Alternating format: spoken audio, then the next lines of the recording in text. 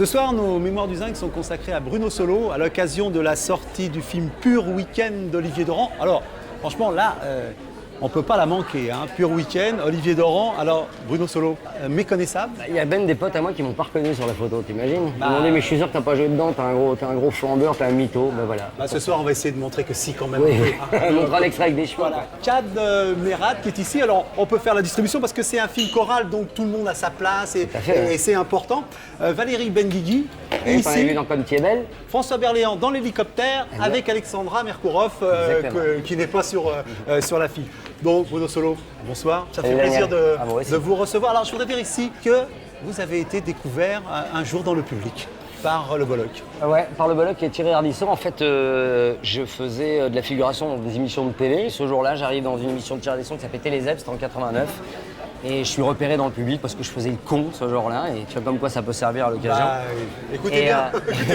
Et tout d'un coup, il m'a dit, Bollock, il m'a dit, bah tiens, monte sur la scène avec moi. Et je sais pas ce qui s'est passé, c'est que quand j'ai foutu le pied sur cette estrade, je me suis dit, je suis dans la place, j'en bouge plus. Je redescends plus. Je redescends plus. Je sais pas pourquoi, je sentais que c'était enfin l'occasion pour moi de montrer ce que j'étais susceptible de faire, mes aspirations en tout cas. Et puis voilà, c'est ce qui s'est passé à la fin de l'émission. Thierry Ardisson a dit, on te garde. Et 3 mois après, Canal+ nous a appelés pour présenter le Top 50, qui était une émission emblématique à l'époque. Et donc après, les choses se sont enchaînées plus ou moins bien. Et je me suis servi de la télévision comme vitrine pour faire savoir surtout que j'étais comédien. Et alors donc on va revenir à Pur Week-end pour dire un petit peu de quoi il s'agit. On le voit, on a dit un film choral, c'est une bande de copains qui va très traditionnellement faire sa petite randonnée. Une sorte d'amitié un peu routinière, Voilà. où les gens s'enferment dans une amitié un peu forcée, ils se voient, ils savent même plus vraiment pourquoi, ils s'entendent plus vraiment, ils n'ont pas les mêmes aspirations politiques ni philosophiques. Donc ils font leur petite randonnée, et puis l'un d'eux a fait une connerie, et la randonnée se transforme en cavale. Et là, à l'aune de cet événement exceptionnel, il faut qu'ils continuent à être solidaires. Et la solidarité, elle est parfois difficile à envisager dans des moments comme ça. C'est là qu'on voit un petit peu le degré et la force de son amitié. Alors on va regarder la bande-annonce du film. Quelle bonne idée. On aura un peu l'ambiance. C'est très comme ça. professionnel, Daniel. Permission. J'ai pensé qu'on pouvait essayer de le faire libérer, monter une association. Il a pris 3 ans pour trafic de cannabis, c'est pas Che Guevara non plus. C'est une randonnée, c'est pas un week-end à Disneyland. Avec Alvaro, il est avec nous, non vous inquiétez pas, on le ramène dès lundi. Quoi? Qu'est-ce qui se passe? Il se passe qu'elle est finie depuis 8 h ce matin, sa perme. C'est qui va tout exactement? Il avait une permission de 24 heures et il est toujours pas rentré. J'ai un plan épervier GIGN sur ce coup-là. Je vais te déposer sur le parking de la gendarmerie Cassos. J'y retourne pas. Moi, je vous aime tous. Tous ensemble. Alors voilà ce qu'on va faire. On va se bouger le cul. Et on va finir cette putain de randonnée. Ils vont me tuer, putain! Ils ont pas le droit, là, t'inquiète pas! Fred, on fait une pause? On n'est pas en rando, là. Allez, on fait une cavale, c'est plus sportif. On peut tous s'en sortir. À condition qu'on soit tous unis. Maintenant, je veux voir ce que vous avez dans le bide. Bloquez-vous! Alors on a vu l'ambiance de Pur Week-end. Alors tout à l'heure quand vous disiez des copains m'ont pas reconnu sur l'affiche, c'est pas simplement une plaisanterie, c'est que c'est quand même un de ses rôles à contre-emploi par rapport à Caméra Café ou à ce qu'on Oui, sait à d'autres films que j'ai pu faire. Oui, c'est vrai que je joue un personnage qui est très introverti, quasiment mutique, et tout d'un coup, il va basculer et devenir au contraire un personnage extrêmement autoritaire. Donc, moi, évidemment, quand j'ai lu le scénario qui m'a plu, j'étais en plus passionné par ce personnage et très enthousiaste à l'idée de faire un personnage effectivement qui passe d'un sentiment à un autre avec cette vigueur et cet enthousiasme. Ouais. Alors, quand vous parlez d'amitié, de film choral, c'est un peu quand même une constante dans votre Ouais. carrière. Hein. Et je sais pas, on me propose souvent d'appartenir à des groupes comme ça et je pense que j'en tire une certaine fierté de ça, de l'idée qu'on puisse m'envisager au sein d'un groupe. Et on va le voir un petit peu parce que dans les rubriques qui composent Mémoire du Zinc, il y a la première Punching Ball qui donne l'occasion à notre invité de revenir sur un sujet d'actualité sur lequel il a envie de réagir. Qu'est-ce que vous avez choisi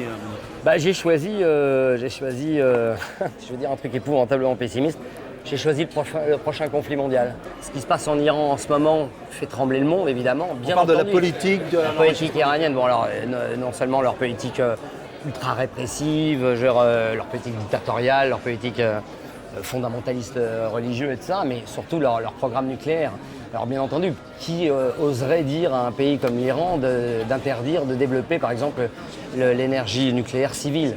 Mais on sent bien, sans aucun doute, autant il n'y avait pas d'armes cachées en Irak, autant il y a sans aucun doute un programme nucléaire autrement plus plus belliqueux que celui qui est défini par le gouvernement. Donc on sent que les Américains, c'est là où ils vont aller péter la gueule aux Iraniens dans pas longtemps, et ça me fait très peur parce que je pense que ça va véritablement embraser le monde. Ils ont des moyens coercitifs, les Américains, gigantesques, puisqu'ils se prennent pour les gendarmes du monde. Enfin, les Américains, le gouvernement américain, les gouvernements républicains notamment. Mais est-ce que vous ne pensez pas que c'est une affaire aussi intérieure, qu'actuellement il y a un échec de la politique économique en Iran et que les dirigeants iraniens ont besoin d'une cause Oui. pour fédérer leur peuple? Évidemment, le pays est dans une telle détresse que, bien entendu, il se pose en bouc émissaire. On nous interdit d'accéder au progrès. Rendez-vous compte. Alors bientôt, le peuple est galvanisé. Enfin, semble-t-il, des images qu'on peut voir, parce que c'est toujours pareil. Effectivement. C'est toujours pareil. Moi, j'entends des Iraniens qui disent, mais tu n'imagines pas la résistance qu'il y a dans ce putain de pays. Des femmes, des intellectuels, et même d'une certaine classe ouvrière et estudiantine. Il y a une vraie volonté, une aspiration très forte à la démocratie. Bon, écoutez, on va laisser quand même sur une note d'espoir et considérer qu'en Iran, il se lève des forces qui peut-être auront Je veux le raison croire, de parce que ce c'est qui se vraiment un passe. peuple magnifique, le peuple perse. Notre séquence ping-pong est une séquence matérialisée par cette petite balle. Ah bah oui, on qui peut pas donne, faire plus juste. Ah bah, on peut pas faire plus juste. C'est très qui donne- sportif, hein, on sent le footballeur quand Ah, même, mais- le pitching mais ball, le ping-pong. c'est une- Hein Et alors, ce qui est sportif aussi, c'est la critique. Ouais, S'il y a parfois, bien un sport qui est violent, je vais proposer un combat clair parce que je vais lire les arguments de l'intéressé. On est dans Première, on est dans Ciné Life. Je vais lire un extrait vous concernant. Le road movie, vous reconnaîtrez, qui sent sous les bras, n'est que le cache-misère d'un scénario rabioté de partout, modèle téléfilm. Tout public, donc aucun, avec enfilade de gars pas drôle, farandole de quiproquo, Nasbrock, et pièces montées de son gros. Ah, ils n'ont pas aimé visiblement. Et ça continue, puisqu'il continue à frapper au corps. Solo fait le râleur des brouillards, les rats, le bellâtre bidon, Barbara Schulz, la champigneuse survitaminée. Ils sont là, tous à leur place, sagement, tristement, mais on s'en fout. Pressé que ce fut. C'était livraison à domicile. Voilà, Ouais. pur produit de vidéoclub. En finissent au plus vite. Ceci dit, je ne sais pas si c'est le film, si cette critique a fait que le film n'a pas marché, mais le film a été un four terrible. Ouais. Moi, je trouve que effectivement, le film avait ses qualités dans la première partie, et après il sombrait effectivement dans une bluette, peut-être. Et le réalisateur Bruno Delahey l'a reconnu d'ailleurs à l'époque. Maintenant, la critique, la critique est beaucoup plus dure que ce que le film mérite, quoi. Et non, mais en général, j'en ai vu moi, par exemple, j'avais écrit un film il y a quelques années qui s'appelait Grève Partie avec Fabien Altaniente, qui était l'histoire d'une journée de grève où les gens s'arrêtaient de travailler. Donc un libraire joué par Daniel Rousseau leur disait, puisque vos corps s'arrêtent, faites marcher vos têtes. Et il leur proposait de lire. Et le film avait été, il y avait une critique, je me souviens, dans Télérama, que j'avais trouvé très bonne, très juste, parce que il dit ce film est tellement porteur d'espoir, de belles idées, on aurait tellement eu envie de l'aimer. Et là, ce feu d'artifice promis s'avère être un pétard mouillé. Moi, je dis qu'une critique comme ça, elle fait mal, et en même temps, elle me fait du bien, elle me fait avancer. Est-ce que vous n'avez pas comme modèle un peu la comédie sociale anglaise? Oui, j'ai ça, mais je n'ai pas la prétention d'aller vers ça, parce qu'il y a quand même dans l'humour français quelque chose d'un peu plus franchouillard qui fait qu'on tirera toujours vers quand même quelque chose de plus rentre-dedans. C'est pour ça qu'on n'arrive pas à faire ces Oui, je comédies-là. crois qu'on n'arrive pas à mettre cette émotion inhérente peut-être à l'âme anglaise, à la British soul. Je Ouais. sais pas. Alors que vous avez toujours eu envie de parler du monde du travail mondial. Oui, toujours. Toujours. Donc il y a encore espoir d'avoir une comédie sociale. Bien Bruno Solo. entendu, putain. Parce le que combat ça continue. Bah, le boum, combat, boum, tralala, j'espère bien. comme Moi, je disait renonce Georges pas. Je renonce pas. Alors, Passion d'auteur, c'est l'occasion pour notre invité d'évoquer quelqu'un qui a été important. Alors, Bruno Solo, qui avez-vous choisi? Georges Perec. Georges Perec. Bah oui. Voilà. Georges Perec, parce que je pense que c'est lui le premier qui m'a ouvert à ce que pouvait être la littérature presque ésotérique. C'est-à-dire que c'était un mathématicien des mots. Oui, absolument. À tel point que dans ce livre, La Disparition, il Bah, faut y quand a même pas le de- dire pour ceux qui l'ont jamais lu, c'est un livre de 250 pages Ah ouais. quasiment, où il n'y a pas une seule fois la lettre E. C'est Et qui est un livre qui performance parle juste. extraordinaire. Une performance exacte. On Et c'était vérifie un homme. des fois pour savoir s'il n'a pas, Ah ouais, connu. attendez, juste On pour le regarde. plaisir. Je voulais juste un début de la disparition. 3 cardinaux, un rabbin, un amiral franc-maçon, un trio d'insignifiants politicards soumis au bon plaisir d'un trust anglo-saxon ont fait savoir à la population par radio puis par placard qu'on risquait la mort par inanition. On crut d'abord à un faux bruit. Il s'agissait, disait-on, d'intoxication, etc. Il n'y a pas une seule fois la lettre E là-dedans. Mais parce que non, Oui. mais c'est le rapport entre la forme et le fond, c'est-à-dire que quand on lit ce texte-là, C'est pas quelque juste chose un nous exercice manque, de mais on ne style. sait pas ce que On sait pas. c'est l'image du bonheur, Voilà. absolument. Et c'est exactement ça. Et souvent chez Pérec, c'est ça. On croit qu'il joue simplement avec. Bon, il joue avec les palindromes. Il a écrit une phrase de 3 pages qu'on peut lire dans les deux sens. ouais, Le fameux palindrome, c'est l'aval. quoi. Ouais. C'est exceptionnel parce que c'est pas juste un exercice de style. Il y a un vrai, comme vous le disiez, il y a un vrai fond derrière. Il y a une vraie volonté, il y a une vraie réflexion sur la vie et sur l'existence. Je vous les laisse parce que je serais capable de vous les voler. Ce serait dommage qu'ils J'imagine. disparaissent.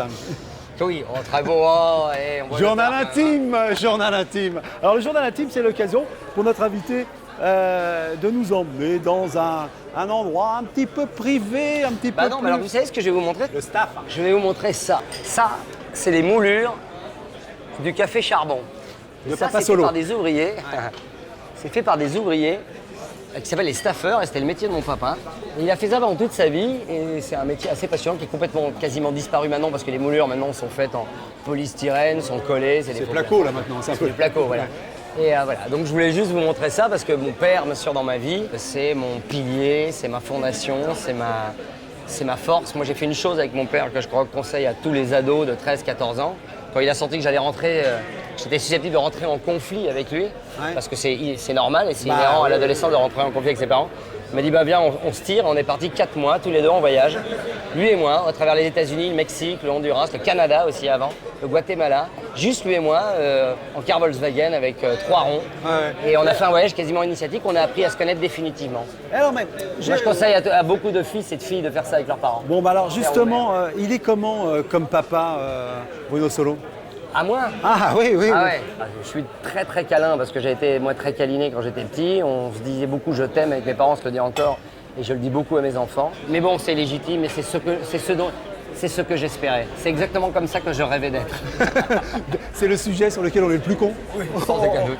Le plus con et le plus touchant aussi. Faut pas hésiter à être comme Pas on trop l'a quand dit. même. Oui, pas trop. Ça, c'est mon petit jardin à moi. Voilà, et alors on ferme la porte du petit jardin. Alors je voudrais vous faire un petit cadeau on n'a pas parlé d'une passion dévastatrice ou au contraire. Ah, je voulais l'acheter. Bah, le voilà. Oh, c'est cool. Bah le voilà, le poker. Ah ouais, ça a Alors, été racontez- dévastateur pour moi. Oui, oui, oui. Ça, à une époque, ça m'a... Est-ce que Bruno Solo a perdu gros un jour? Ouais, j'ai perdu gros au point que j'avais 16 ans, quoi. Ouais. Et j'avais 20 balles d'argent de poche et j'ai perdu 8000 balles. Et là, il a fallu que je les trouve, les 8000 balles, parce que le mec contre qui j'avais perdu, il avait pas 16 ans. lui. Oui, voilà. Et il plaisantait, il faisait pas que plaisanter, quoi. Bon, en tout cas, voilà, Et voilà. j'espère qu'il y aura du plaisir. Alors, on parlait de Pur Week-end avec Bruno Solo, un film que vous pouvez aller voir.